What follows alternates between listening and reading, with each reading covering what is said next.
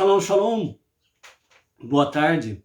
Hoje nós estamos no dia 27 de outubro do ano 2021, pelo calendário gregoriano, e pelo nosso calendário judaico, nós estamos hoje no dia 21 de Reshvan do ano 5782.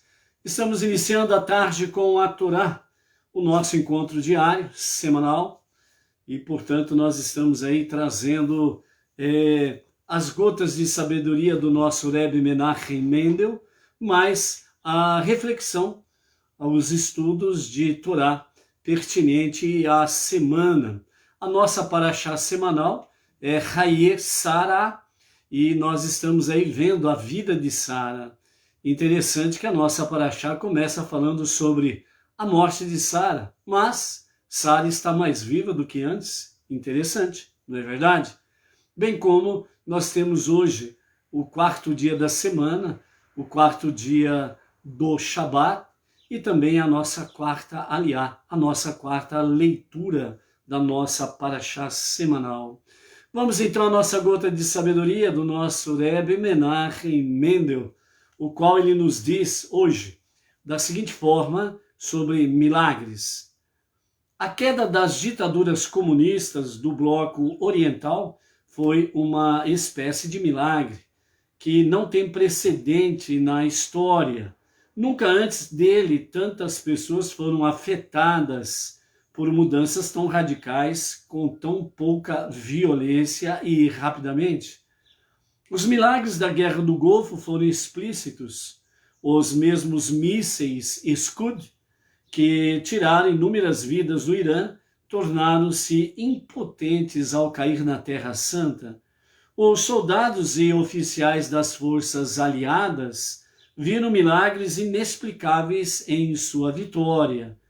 Outros milagres exigiam alguma reflexão para serem percebidos como tais, para que se notasse que as leis da natureza não eram a única coisa que estava atuando ali. Mas qualquer um que tenha testemunhado o que ocorreu na Guerra do Golfo, viu claramente que se tratava de algo milagroso. E, no entanto, as pessoas perguntam, onde estão os milagres hoje? O que você tem para... Olá... Voltou o sinal. Tecnologia, sinal de internet. Os tempos estão difíceis. As ondas sonoras estão conturbadas. É um caso sério. Ai, ai. Muito bem, vamos lá. Em frente, vamos seguir aí o curso, né? E aí, Maria Luísa Freitas, Palmas, Tocantins, o sinal voltou por aí? Vamos lá. Alguém tem aí um shalom, um alô? O sinal voltou. Então hoje nós estamos no nosso quarto dia da semana, e a nossa quarta aliá de hoje está no capítulo 24 de Bereshit, Gênesis, e nós vamos ler com os comentários de Rashi, do verso 27 até o verso 52. Baruch Hashem. Então, nós estamos aí dentro da nossa paraxá Hayé Sara, e nós estamos vendo aí sobre a questão de Eliezer, né? Que Eliezer foi até a casa do irmão de Abraham, Nahor, onde ele foi buscar uma noiva para o seu filho Isaac. E quando ele chegou ali no poço, ele se estabeleceu nas proximidades do poço, e então ele fez uma prece a Hashem e pediu, né, a Hashem realmente sinais, e ele especificou os sinais para que fosse identificada realmente a moça que seria a escolhida para ser a noiva de Isaac. Então, nessa graça bendita, né, ali apareceram várias moças, porém, quando chegou Rivka, né, Rebeca. E quando Rivka chegou próximo ao poço, ela então, ao se aproximar do poço, as águas fluíram até a superfície e ela simplesmente pegou o seu jarro de barro, encheu de água e começou a retornar para sua casa. Imediatamente Eliezer, né, ele olhando, observando, ele viu esse acontecimento. Imediatamente ele já pensou, esta mulher é uma justa, Tzadeket, né, Tzadeket, uma justa entre todas elas, e então esta deve ser realmente a noiva. Faltava agora ele tirar algumas outras dúvidas pelos sinais demais que ele pediu. Então ele chega, corre para ela e pede para ela tomar um pouco da água, né? E quando ela passa a dar água para ele bebe a água, ele sacia a sua sede e imediatamente ela fala para ele que vai dar água para os seus homens que estavam acompanhando e também para os camelos. Então, nesse sentido, ela começa realmente a dar água e não é um serviço nada fácil, pois ela precisa pegar água constantemente para dar aos camelos, para dar àqueles homens, para que pudessem saciar a sua sede, né? E, de fato, né, se fosse, né, uma camelo bebe água, ele fica bebendo água o dia inteiro, o camelo, né? E para ter no seu reservatório. Mas à medida que ela pegava água, essa água ia realmente enchendo rapidamente os camelos e ela pôde terminar o trabalho de uma forma um pouco mais rápida, apesar do muito trabalho para ela, por ser uma moça jovem, né? E também, né, Eliezer não fez nada para ajudar, né? Por que ele não fez nada para ajudar? Porque ele simplesmente ele estava ali para discernir o futuro realmente de Isaac e automaticamente seria o futuro da nação israelita. Então, não que ele foi sem educação ou lhe faltou ser cavalheiro, né? Mas a questão era um teste e Rivka precisava passar pelo teste realmente sem ajuda de ninguém. E foi isso que aconteceu. E quando ela termina então o seu trabalho, a etapa final seria, ela vai ou não pedir dinheiro pelo seu trabalho? Então Eliezer ficou aguardando. E como ela terminou o trabalho, encheu o seu jarro de água e começou a colocar-se a caminho da sua casa, ele imediatamente correu atrás dela e deu a ela presentes, né? E os presentes eram presentes proféticos, né? Tinha conexão com realmente o futuro de Israel, e nesse aspecto aí, realmente os presentes teve um grande significado. Então, ele colocou, né, ele deu para ela uma argola de ouro para o nariz, que pesava meio shekel, né? Exatamente era o meio shekel que no futuro os israelitas dariam no templo. Deu 2 braceletes de ouro, fazendo uma alusão às 2 tábuas do Monte Sinai, as 2 tábuas, né?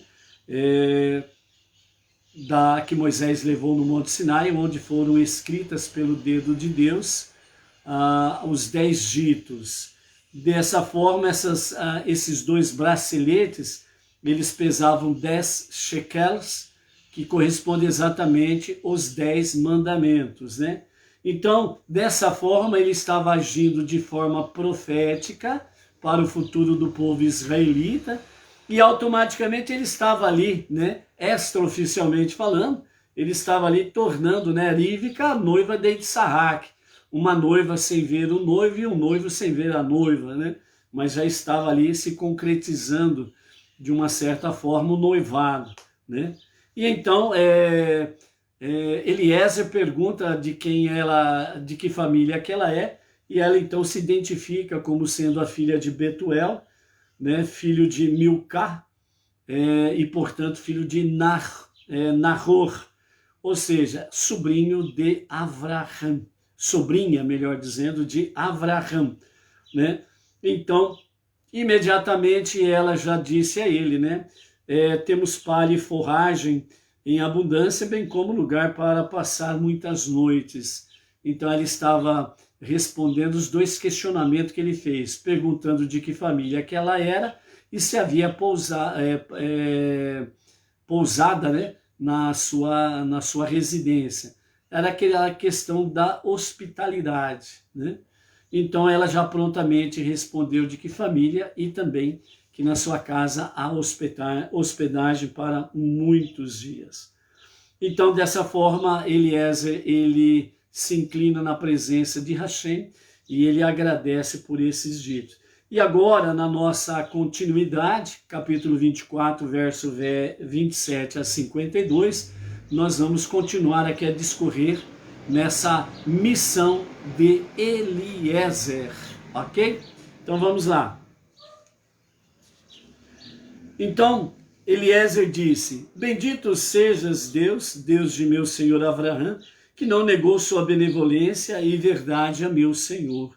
Deus guiou-me pelo caminho certo à casa dos irmãos de meu senhor. A moça correu aos aposentos de sua mãe e relatou todos esses eventos. Rivka tinha um irmão chamado Labão, ou Labã, que também estava nos aposentos de sua mãe no momento em que ela entrou correndo. Labã, um sujeito ganancioso, irmão de Rivka, ouviu a descrição e que acabara de acontecer. Ao saber que o servo de Avraham havia chegado, ele rapidamente retirou os ídolos da casa e então correu para fora, ao encontro do homem à fonte.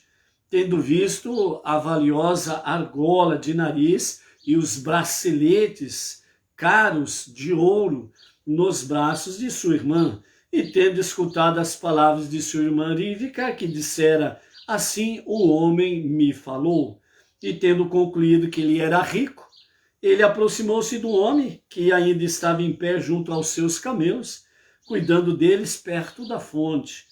Ele disse: vem, tu que és abençoado por Deus, porque estás em pé aqui fora, se limpei a casa, né? E aprontei um lugar para os camelos, né?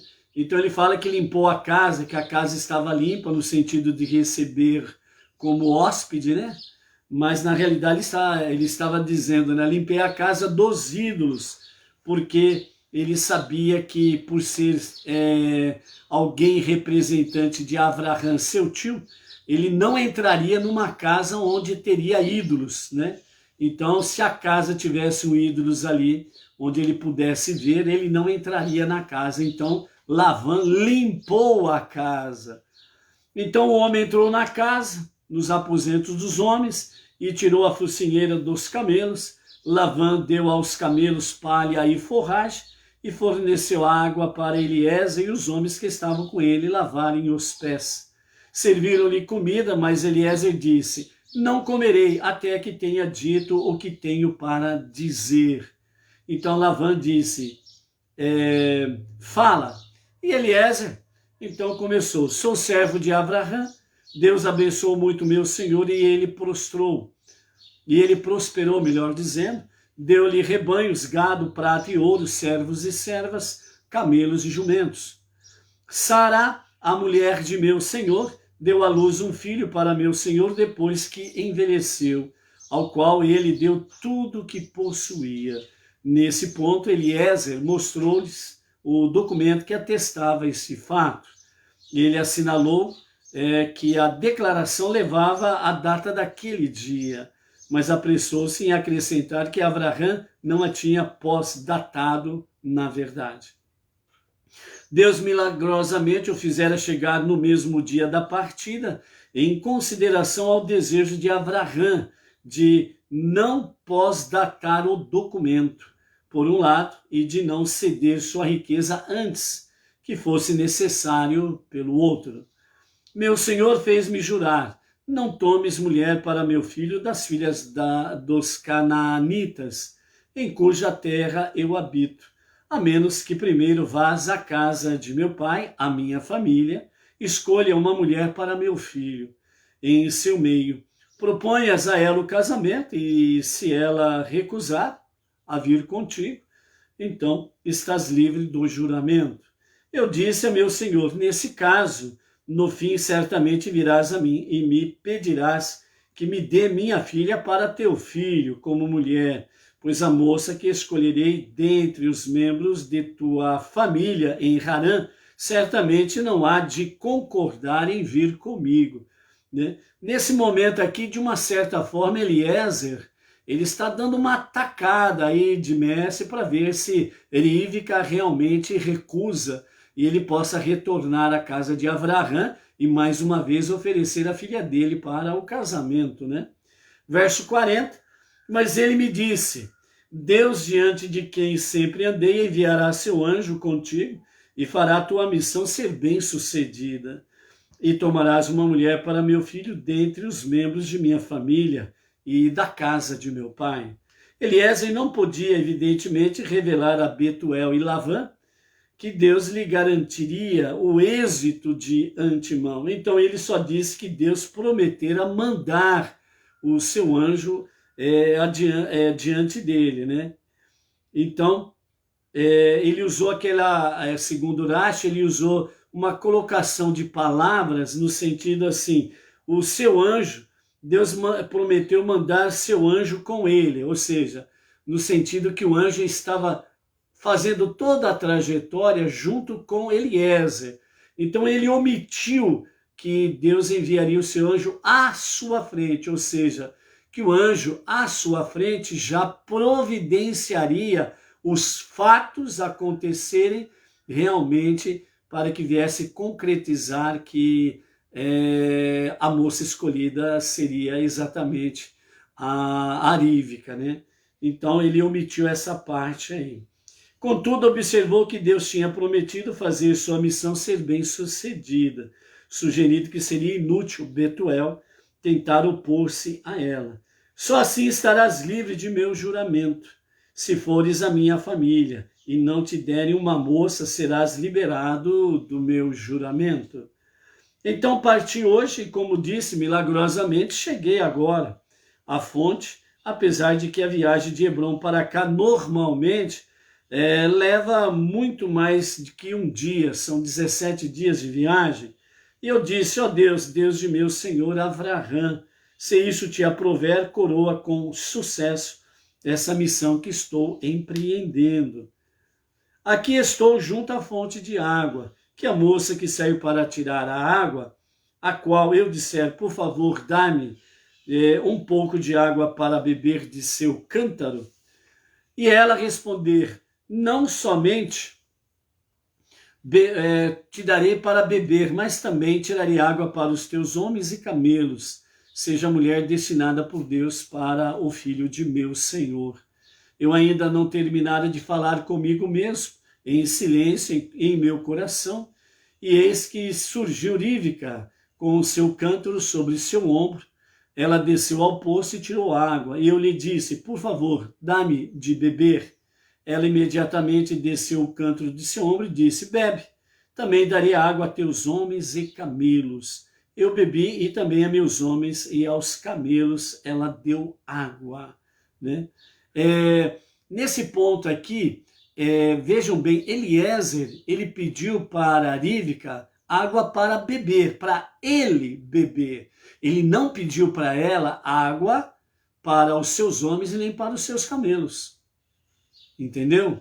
Então, ela deu água para ele e imediatamente ela se ofereceu para dar água para os seus homens que o acompanhavam e para os camelos que estavam ali levando as suas cargas, né? E os dotes do casamento. Então, dentro desse aspecto aí, realmente mostra a ação do anjo, realmente providenciando situações, momentos para que as coisas viessem a acontecer, né? Então, é nesse sentido aí também. Então, né, nesse caso aí nós vemos que realmente a providência divina é uma realidade, a partir do momento que se confia que Deus proverá, ele realmente o faz, ok? Donária do Carmo, shalom, shalom, Donária.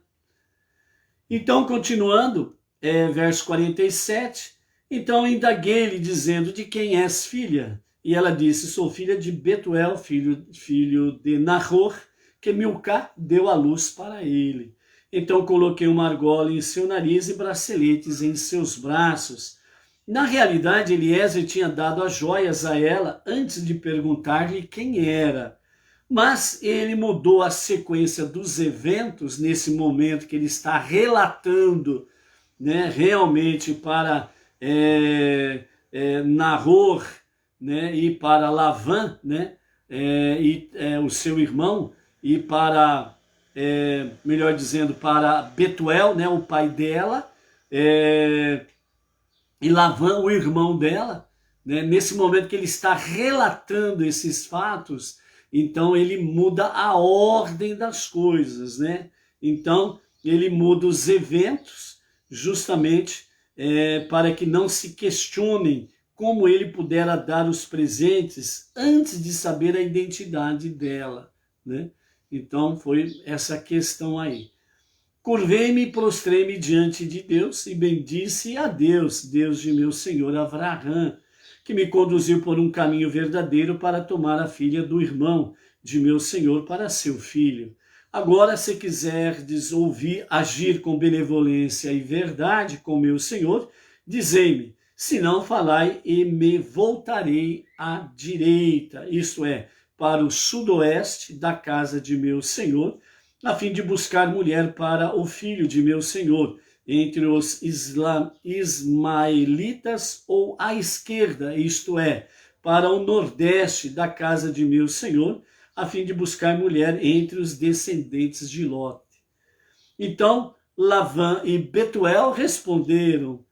Lavã, falando desrespeitosamente na frente de seu pai, embora ambos se opusessem ao casamento, eles disseram, tudo isso claramente proveio de Deus. Portanto, nada podemos dizer-te para recusar nem mal de maneira desrespeitosa e nem bem de maneira razoável e educada.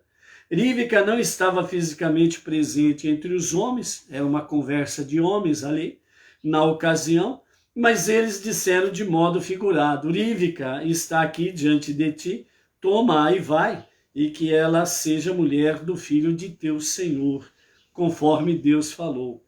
Nem se preocuparam em perguntar a Rívica se ela concordava em casar com Issaque. Para eles estava claro que a vontade de Deus era que se casassem, e isso aconteceria de qualquer forma. Quando o servo de Abraão escutou essas palavras, prostrou-se diante de Deus, agradecendo o bom desenrolar dos acontecimentos. Betuel, nesse momento, reconsiderou a ideia do casamento e estava prestes a manifestar a sua oposição. Então, conversaram e no momento que Eliezer, ele agradece a Deus pelo sucesso da missão, nesse momento, Betuel tem uma recaída. Então, ele quer protestar, né? Ele quer se opor, se manifestar realmente numa oposição para este casamento. E aí acontece um milagre. Para impedir que ele o fizesse, o anjo que acompanhava Eliezer o matou. Ele teve um infarto fulminante e foi embora. Pronto. Não teve tempo de se opor coisíssima nenhuma, ok? Então, é interessante nós observarmos isso daqui que os nossos comentaristas trazem para nós. Aqui nós findamos, então, a nossa quarta aliá, e uma das coisas que nós temos aqui nessa nossa aliá, ou nessa paraxá em toda ela, vamos assim dizer, nós podemos contemplar aí que, de fato, a providência divina é algo real, espetacular, sobrenatural, e também, ao mesmo tempo, ela está implícita, ela está entronizada em nosso mundo, em nossa natureza, está ao nosso redor está presente, uma realidade. Dentro desse aspecto aí, o que os nossos comentaristas querem trazer para nós é que a finalidade da criação do ser humano não é este mundo. Ou seja, a finalidade da criação não é para esse mundo do jeito que ele está hoje, do jeito que ele está após pecado de Adão. O propósito, a finalidade, né, a vontade de Deus, né, e a finalidade que Deus determinou as coisas para o ser humano não é para viver do jeito que esse mundo está, conturbado. Nós estamos vivendo um mundo doente, doente espiritualmente, doente fisicamente. Nós estamos vivendo aí um mundo em que os perversos, usando dos seus poderes, eles querem dominar as pessoas, manipular as pessoas, eles querem, através de sistemas globalistas, querem dominar as nações para fazerem o que eles bem entendem, ou seja, tornar as pessoas escravas deles. Assim como também nós estamos vivendo aí, né, um mundo em que os poderosos, entre aspas, né, que estão aí ocupando posições elevadíssimas diante de um sistema, diante do establishment, eles querem trazer o controle da natalidade e também eles querem trazer o controle de quem vive e de quem morre, né? Então, as pessoas de idade, eles querem que morra rapidamente. As pessoas, independente da idade, que têm problemas de doenças que não tem como sarar, não tem como curar, eles querem também que sejam eliminados. E dessa forma eles querem fazer uma população seletiva, além de serem escravos para fazer o bel prazer deles, mas também que seja uma categoria seletiva, saudável, perfeita e companhia limitada. Você já conhece essa história, né, de ditadores que querem fazer isso, não é verdade? Então a história nos mostra vários exemplos desse tipo de ditadores ou, entre aspas, né, pessoas poderosas que tentam fazer isto.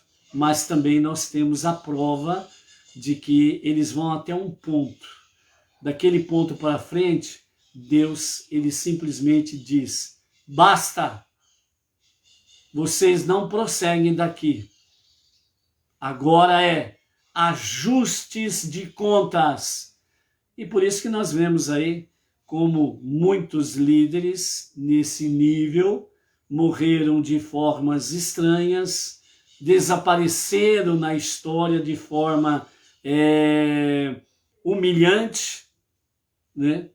E então isso significa que os atuais líderes mundiais que estão nesse nível aí, é a partir do momento que Deus falar assim, basta, acabou, não tem mais conversa. Você pode perguntar, mas por que Deus já não dá um basta já? Muitos estão morrendo, muitos estão sofrendo, etc. e tal. Deus dá prazo para todos. Para os perversos se arrependerem dos seus pecados e corrigirem seus erros. Para aqueles que estão sofrendo, mesma coisa. Tempo para realmente se arrepender dos seus pecados, corrigir o seu andar e principalmente clamar a Deus. As pessoas estão clamando por um bezerro de ouro que trouxeram aí nesses últimos 2 anos. Aquele bezerro de ouro que vai no braço. Então as pessoas estão clamando pelo bezerro de ouro, não estão clamando a Deus. Só Deus é a solução.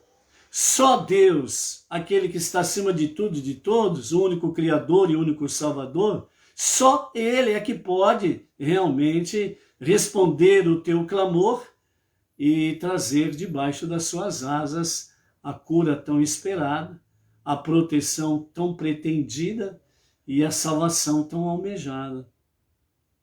Mas, né, nós estamos vendo aí que, de uma certa forma, né, as pessoas não estão buscando isso, né, não estão clamando isso.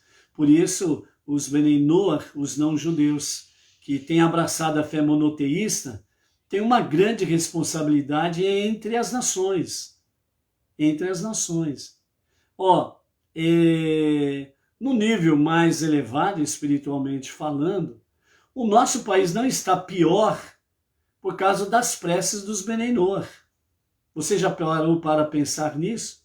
O quanto a sua prece tem sido de benefício para a nossa nação? É uma realidade, amados. E você precisa realmente encarar isso daí. Deus, ele está ouvindo as preces dos seus filhos.